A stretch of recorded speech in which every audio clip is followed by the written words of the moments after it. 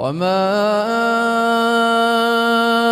أَرْسَلْنَاكَ إِلَّا رَحْمَةً لِلْعَالَمِينَ.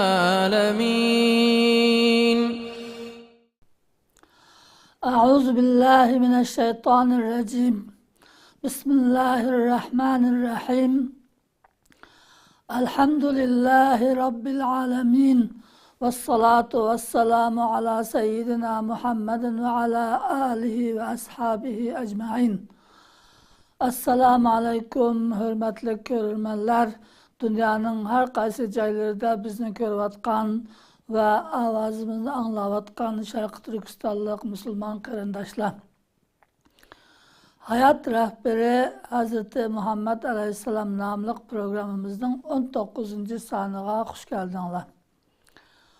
Bu sandaki timimiz Paklaş ve yeniden kurup çıkış. Biz bundan ilgirki derslerimizde bayan kılganımızda Peygamber Aleyhisselam Müslümanlarını Darül Arkam'da, yani Arkam ibn Arkam'ın öyüde Müslüman boğallağa Allah Ta'aladın kelgen vahiyini okup ulağı ügütetti. Allah Ta'ala'nın maksat muradlarını bildiretti. Bir taraftan yine yeni Müslüman boluş üçün kişilerine mahbi halette İslam'a davet kılış hizmetini nayet ciddi bir şekilde devamlaştırdı. Hem de bizimki bu dinimiz hemişe onda düşmandan korkap mahbi devamlaştırdığın, mahbi ibadet kıldığın din emas. Bu din dünyada en küçük din boluş üçün bütkül insaniyetke öğretilgen din. Şunun için Allah Teala Peygamber Aleyhisselam'ın öğretişinin ki hikmetlerden birini bayan kılıp Ersala Resulahü bil huda liyuzhirahu aled-dini kullih. Allah Teala özünün peygamberi, elçisi Hz. Muhammed Aleyhisselam'ını hidayet bilen öğretti. Nime üçün? liyuzhirahu aled-dini kullih. Onun dinini bağırlık dillerden üstün kılış üçün deydim. Onun için malum müddet mahbi halette, yoşurun halette tebliğ ve davet devamlaşkan bolsumu bir gün bu din aşkar oluş gerek. Bu din bütün dillerine hakim boluş gerek. Bunun için Müslümanlar tirişiş lazım. Şuna Peygamber Aleyhisselam bir taraftan kişilerini İslam'a davet kılsa, bir taraftan Müslüman boğallarını muşu kelgüsüdeki İslam'ını rivajlandırış, İslam'ını küçeytiş, İslam'ını Mekke'de ve Mekke'nin sırtıda bütün dünyada hakim halatke keltirişke tirişiş üçün tayarlaydı.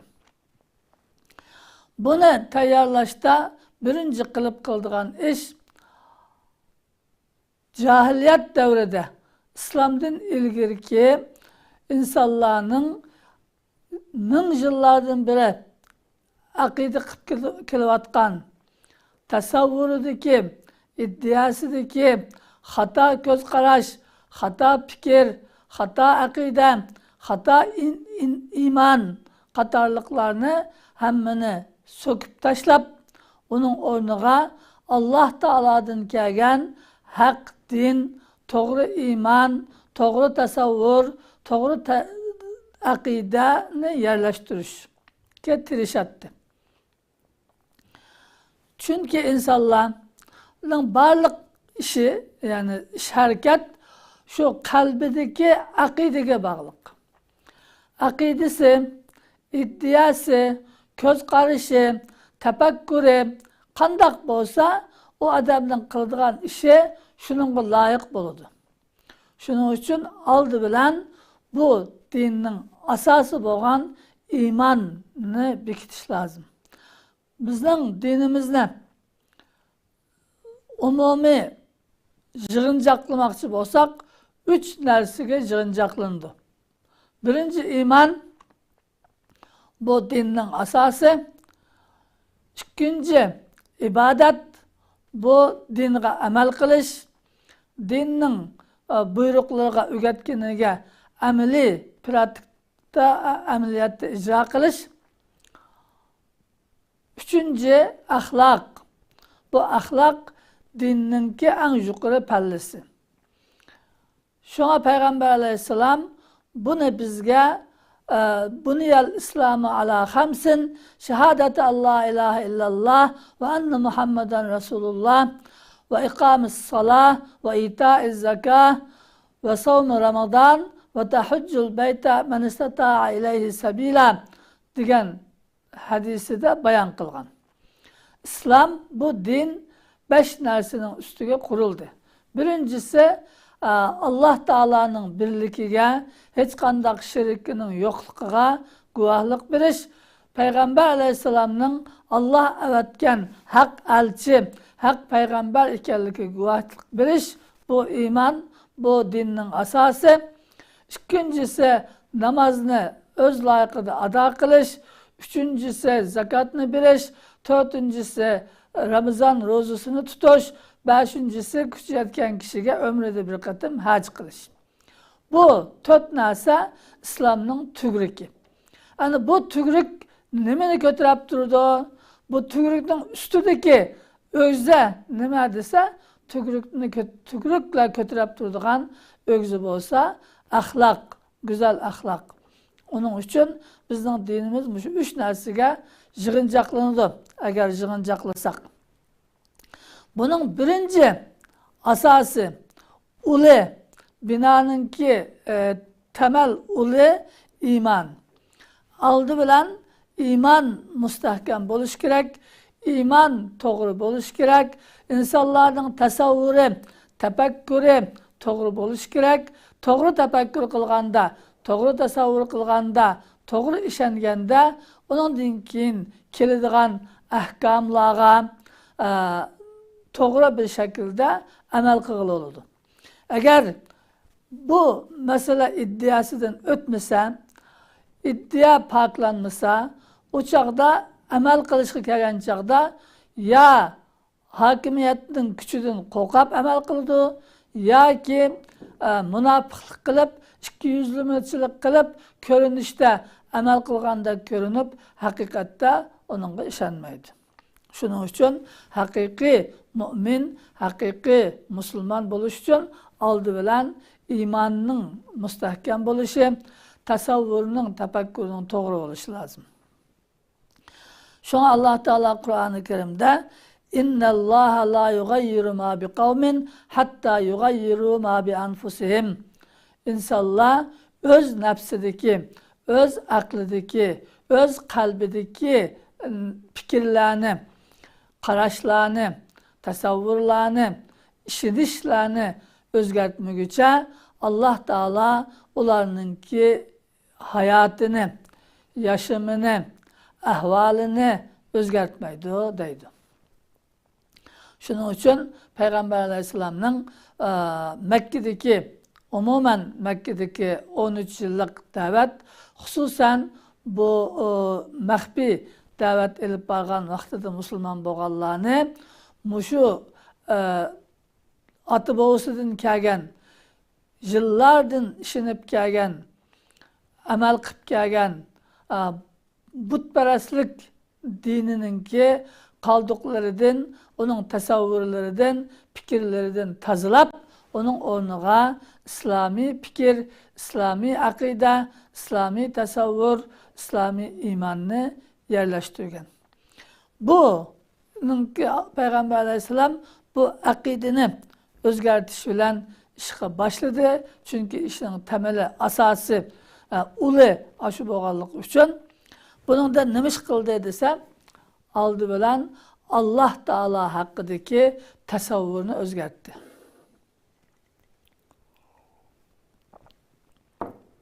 Mekke'den müşriklerin cahiliyet devredeki insanlar köp sallıkı Allah'ını biletti.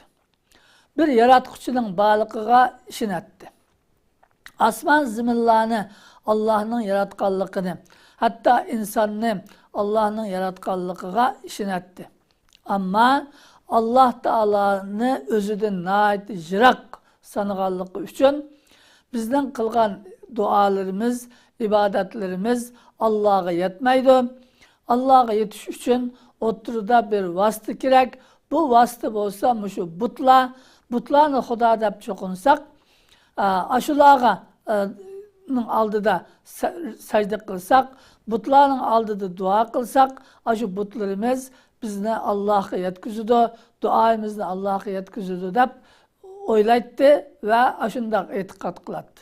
Shuning uchun oldi bilan Alloh taolo haqidagi insonlarning tasavvurini o'zgartirish kerak. Yine nurg'unlagan insonlar Alloh taoloning balasi va Hristiyanlar İsa aleyhisselam Allah'ın oğlu deydi. Yahudiler Uzayr'ını Allah'ın oğlu deydi. Mekke'nin müşrikleri kızlar, periştilerini Allah'ın kızları deydi. Muşunun okşaş tasavvurlar var. Bunun hemmini insanların kalbiden julup taşlap, onuğa bir Allah muhabbeti, bir Allah'a işiniş akidesini yerleştirişke tirişti. Birinci, Allah Teala hakkındaki bu tasavvur, birinci nime dese, Allah Teala kemçiliklerden pak, şirikten pak, balısı buluştun pak, hotnu buluştun pak. Allah Teala onda insan okşaş, hiç nersige balığa, hotunga, şirikке, yardımcıga muhtaç emas. Bu Allah'a şirk keltiriş, yani başka bir narsani Allah'a koşaş, Allah bilen bendinin oturusida bir narsani, meyli insan bolsun, meyli but olsun, meyli nim bolsun, bir narsani ortak bir vasıta kılış, onu Allah'a okşaş söylüş, Allah'ın ornunu koyuş, bunu şirk deymiz. Bununla Allah Teala'nın şirkke ihtiyacı yok. Allah Teala yalğız, tek, Allah Teala özü yalğız bu dünyanı başkurudu. Hiç kandak bir kişiye, hiç kandak bir narsige ihtiyacı yok. Onun için Allah Teala şirkten pak, şirkten munazzeh. Onunla hiç kim şirk bulamaydı. Allah Teala'ga hiç narsa okşanmaydı. Hiç narsa Allah Teala kılgan işini kılanmaydı. Allah Teala'ga tan bulanmaydı. Allah Teala'ga şirk bulanmaydı. Dünyadaki Allah'tan başka varlık mevcudat, meyli canlılık olsun, meyli cansız olsun, meyli perişte olsun, meyli insan, cinnin bozup olsun, hemmisi Allah Teala yoktan yaratkan mahluk. Bir Allah yaratquchi zat, ondan başka hemmisi mahluk. Hemmisi mahluk bo'lgan ekan, mahluk degan hiçbir cihatdan, hiçbir zaman Xaliqqa o'xshamaydi. Xaliq yaratquchiga teng bo'lanmaydi. Unda bo'lgandan keyin hech kim Allohga shirik bo'lanmaydi, o'rtaq bo'lanmaydi. Bu tasavvurni ügünüş ve kalbide yerleştiriş gerek. Ondan keyin Allah Teala'nınki balası yok. Balası balaş için xotini bo'lish kerak. Xotiniga ihtiyacı yok, balığa ihtiyacı yok. Balı degan bir hacatninki sebebinden keladi. Allah Teala hemmini yaratquchi, atalarını yaratquchi, analarını yaratquchi, balalarını yaratquchi, insanlarni ashunda ata bala qilib yaratgan Allah o'zi, insanlarni shunday nasl orqali ko'paytgan qilib yaratgan Allah o'zi. Onda olgandan keyin Allah Teala'nın hiç narsaga ihtiyacı yok. Hiç narsa Allah'ın balası emas, balası bo'lgan emas, balası bo'lishga loyiq emas deb bunu shunday bilish kerak. Birinchi Allah Teala haqidagi tasavvur mana shunday o'zgarish, Allah haqida bu balısı var, şirki var, Allah'a bizninki nimiz yetmeydi, duayımız yetmeydi diyen okşaş geplerden bundak qarashlarni, bundak tasavvurlarni yulup taşlaş lazım. Allah Teala'nın hiç narsaga ihtiyacı yok deb onu bilish, onunla işiniş, şunu kalpte yerleştiriş lazım. İkinci, Allah Teala hamma narsaning yaratquchisi, yuqorida deganimizdek ve igisi boshqaruvchisidir. Allah Teala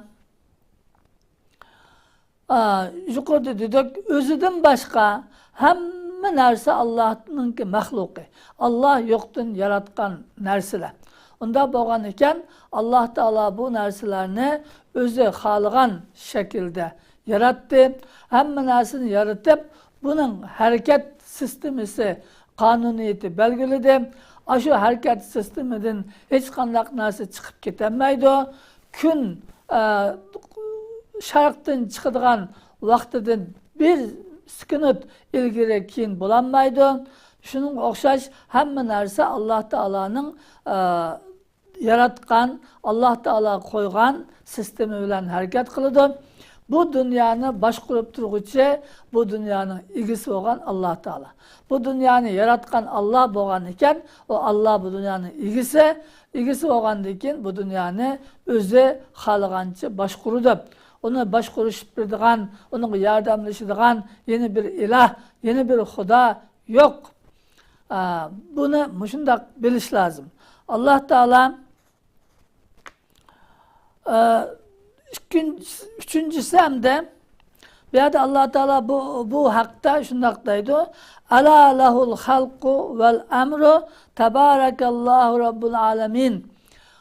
Halq yaratish ve buyruk kılış, başkuruş Allah'a has. Allah Teala alemlerin Rabbi, alemlerin ilgisi olan Allah Teala nayet ulug oldu, mübarek oldu. Hamma ayıp noksallardan, kemçiliklerden münezzeh oldu. Deydi. Sure Araf 54. ayette.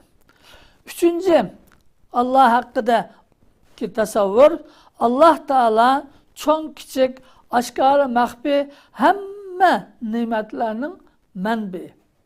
İnsanların koldaki meyli pul, mal bolsun, meyli salametçilik bolsun, meyli ilim bolsun, kandak nasip olmasın. Dünyadaki barlık nimetler, nazı nimetlerinin hemmisinin menbeyi Allah Teala. Allah yaratkan, Allah biridir, Allah halısı alıdır, Allah halgan adamga köp biridir, halgan adamga otur hal biridir, halgan adamga az biridir, şunun bilen insanlarını sınaydı. Şunun için bu nimetler, dünyadaki narselerin hepsi Allah'ın koluda, Allah özü yaratkan, özü halganca biridir. Şun Allah Teala Kur'an-ı Kerim'de ve ma bikum min ni'metin fe minallah, sizlerinki kulağınızdaki her kandak nimet Allah'tan kelgen. Sizler işlep taptım degenin bilen görünüşte sizler zahirde işlep tapsınlarmı? Sizlerge işleş kudretini bergen, işleş kanuniyetini bekitgen, şunundan işlesi netice çıkıdığan kılıp bergen Allah. Şunda qıp bermegen bolsa sizler işleyemeydinler, o kolunlardaki narsini tapanmaydinlar. Onda oğandaki bu narsa Allah'tan kelgen nimet, sizlerin kulağındaki amanet. Bunu şunda biliş gerek. Kulağındaki narsini Allah'tan geldi, Allah verdi, halısı elvalıdı dep bunu bilişinler lazım. Dördüncü, Allah Teala hakkındaki tasavvur, bilişki tegişlik, işinişki tegişlik, işinin dördüncüsü, Allah Teala hemen narsini bilgüçe, hiç kandak narsa Allah Teala'nın ilmiden taşkırı emez.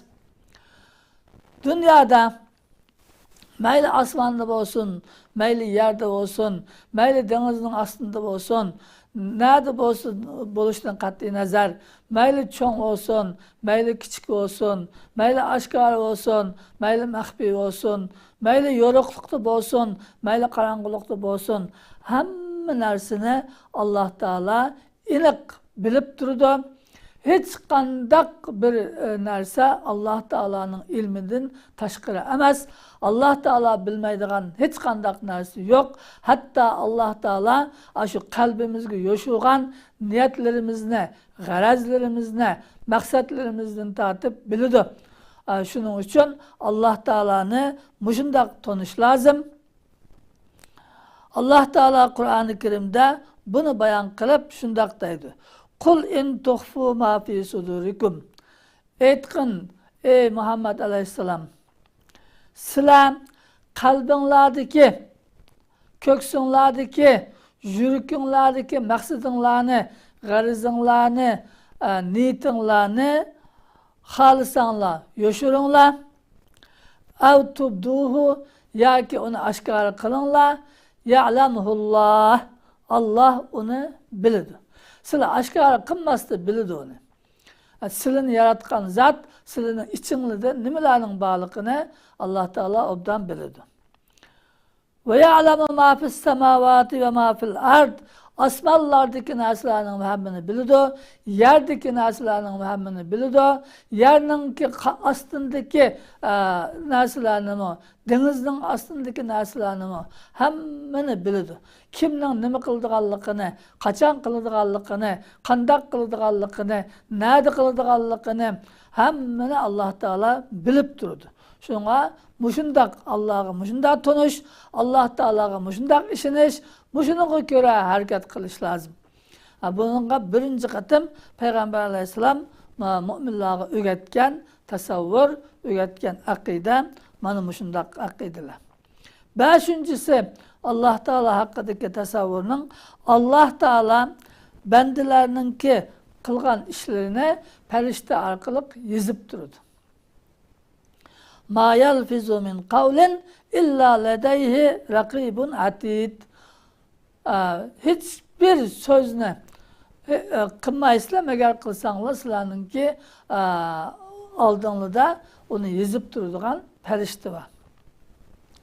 Alloh taolo butkul insonlarninki oshkora maxfiy, cho'ng kichik hamma qilgan ishlarini, qildigan so'zlarini, yuqorida deganimizdek qilmoqchi bo'lgan niyatlarini hammani bilib turdi. Shuning bilan keyin Alloh taolo qiyomat kuni insonga mukofot jazo beradigan vaqtida shu insonning oldiga qo'yashqa hujjat bo'lsin, dalil bo'lsin, isbot bo'lsin uchun farishtalarni belgilab qo'ygan. Har bir insonda ikki dona kiraman katibin aytgan farishta va bu farishta insonning qilgan atganlarini, cho'ng kichik hamma ishini, qilgan so'zlarini hammani yozib daftarga xotirlab qo'ydi. Qiyomat kunisi o daftarni insonlarning qo'liga berib, o'zidan qilgan ishini, o'zining so'zlarini, bu dunyodagi barliq ahvolni o'ziga o'qitib, o'ziga tasdiqlatadi. Mana bu Alloh taolo shunday qilib turdi. Hech qanday narsa unutilib qolmaydi. Biz unutib qolgan bilan farishta unutib qolmaydi. Alloh taolo unutib qolmaydi. Uni daftarga xotirlaydi va uni oldimizga qo'ydi. Shuning uchun qilgan har bir gapimiz, qilgan har bir ishimizga qiyomat kuni Alloh taologa qanday hisob beraman deganni o'ylab turib qilishimizga to'g'ri keladi. Bu aqidaning Allohga bo'lgan, Alloh taoloning shunday yozib turadiganligiga ishonish bilan amaliyotga chiqadi. 6. Alloh taolo haqidagi tasavvurning 6-si Alloh taolo bandalarni har turli qiyinchiliklar bilan sinaydi. Alloh taoloning bu dunyoda insonlarga har xil hayotni berganligi. Ba'zilar bayashat hayotda yashaydi. Ba'zilar har turli qiyinchiliklarda yashaydi. Buning hammasi bir sinaq. Alloh taolo bandalarni ba'zan tavlash uchun qiyinchiliklar bilan sinaydi. Bu sinoqdan o'tadiganlar yaxshi tanlanib, Alloh taoloning yaxshi bandalari bo'lib chiqadi. Alloh taolo deydi: "Allazi xalaqal mauta val hayata liyabluwakum ayyukum ahsanu amala." Allah shunday bir zotki, u o'limni yaratdi va hayotlikni yaratdi. Sizlarni hayotlikni yaratib bu dunyoga akeldi. Ammo o'limni yaratib qo'ydi deb ma'lum vaqtdan keyin bu dunyodan o'lib ketisizlar. Buni nima uchun qildi? Nima uchun bu yerga yaratdi insonni? Nima uchun baqaga o'ltirib olib ketdi? Desa, liyabluwakum ayyukum ahsanu amala. Sizlarni sinash uchun, sizlarning qaysinglar yaxshi amal qildi ekan, yaxshi ish qildi ekan, o'zining oqibatini o'ylab, oqibatiga lozim bo'ladigan ishni qildi ekan, shuni sinash uchun shunday qildi deydi. Demek Allah Teala insanın her halida sınaydı. Bu dünyadaki hayat kandak buluştuğunu kat'i nazar sınak hayat. Bu hayatın sınak ekerliğini bilip Allah Teala'nın bizni sınavatkallıkını işinip şunun göre hareket kılıp sınaktan ötüşke tirişimiz lazım. 7. Allah Teala'nın hakkındaki tasavvurunun 7'si Allah Teala özüge iltica kılgan, himayesiga sığıngan kişilerini Allah Teala qoğdaydı. Onunla kollap yardım kılıdı, nusrat ata kılıdı, galba ata kılıdı. Bunun için aldı olan Allah Teala'nı doğru tanış, Allah Teala'nın çokum yardım berdiganligiga işiniş ve işenci kılış, şunun ulan özünün koldan keladigan maddi sebeplerinin hemmini kılış yetmegen yerge ondan keyin Allah Teala'nın yardımı keladi. Allah Teala ondak adamını saklaydı. Allah Teala deydi ve huve yetevallas salihin. Allah Teala salih bendelerini himaye kılıdı. Onun igi olap onu himaye kılıdı deydi. 8. ahirki bugünkü dersimizdeki Allah hakkındaki tasavvur Peygamber Aleyhisselam üretken Allah Teala'nın bendeleri üstündeki hakkı Allah Teala'nı bir de işiniş Allah Teala'ga kulçuluk kılış ve onunla şükür kılıştır.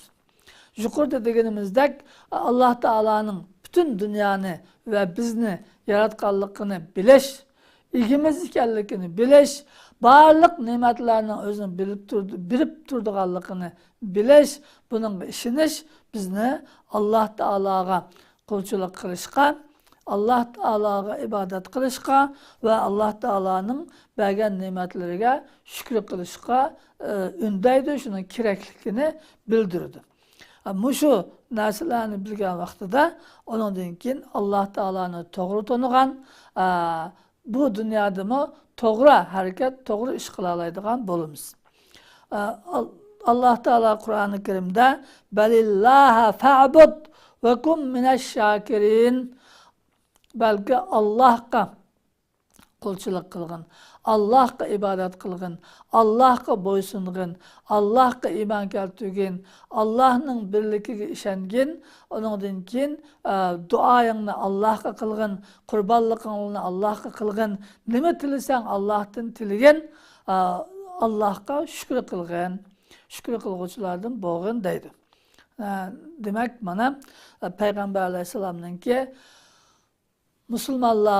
Müslüman bo'lganlarga birinchi qitim o'rgatgan narsa mushu aqidalar.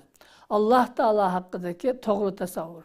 Xato tasavvur, xato fikrlarni olib tashlab, mushundaq to'g'ri fikr, to'g'ri tasavvur, to'g'ri aqida, to'g'ri iymonni yerlashtirgan.